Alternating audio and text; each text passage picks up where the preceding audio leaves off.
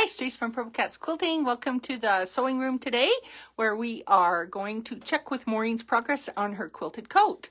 I will also be posting these short videos to YouTube and onto my blog, just so you can find them when you're ready to make your coat. So let's see what's happening. So there's Maureen, and she has, well, I'll show you her fabric, almost all her pieces quilted already. This is the Tamarack jacket by Grainline Studio, which was part of the Quilt Coat Challenge last year. She's using Free Spirit Tim Holtz, and she's designed some different elements. So yesterday in the video, we talked about cutting out the top fabric, the batting, and the back fabric. And we talked about cutting them out in layers so that one's a little bit bigger than, like she cut it bigger than the pattern piece. So she did the quilting, and she added a little bit of orange in the front. Here's the back. Simple quilting again. Straight lines are very, very, very effective. And then we talked about sizing and everything, and so I thought I would just share with you, this is why we use pattern ease. Pattern ease is what we cut the pattern on. See, there's a piece right there laying out her sleeve, pattern ease. But she can take the pattern ease now, the front, and if you want to spin, the back, and she actually basted it together. Can we see that at the side? You basted it on your machine and just made sure that this pattern is actually going to fit. Because if you go to all this work and then it doesn't fit you right, you're going to be really sad. So that's a very, very important part of the process.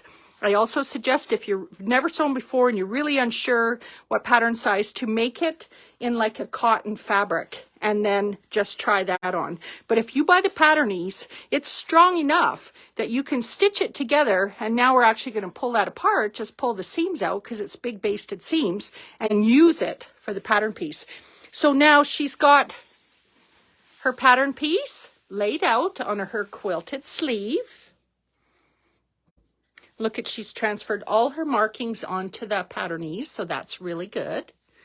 She's going to make her sleeves a little bit longer because she wants to be able to turn them up.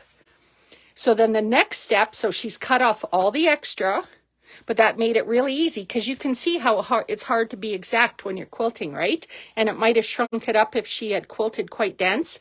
She's going to cut it, then she's going to zigzag all those raw edges.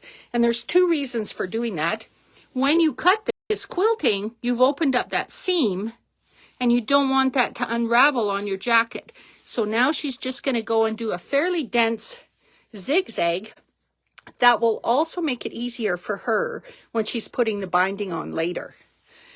So that's the step that she's at. Important step.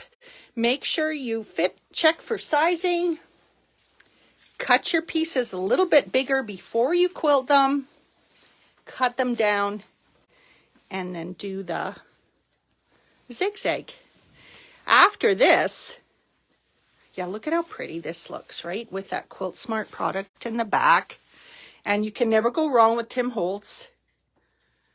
And she just did a scrappy back with 1.5 inch grid. 1.5 inch. Yeah, 1.5 inch grid. Yeah. And then she's got the beautiful Tim Holtz orange on the inside. She's also going to add the hood option. So we'll be looking at that option and showing you how to put this all together later. So I hope that helps. I hope you're having it's a Saturday, right? Yeah, it is a great Saturday. I am going to be actually doing some videos later today from the shop here. So anyways, hope that helps. Hope that inspires people. You can make a quilted coat. It is really not hard. It's just a series of steps. Have a great day.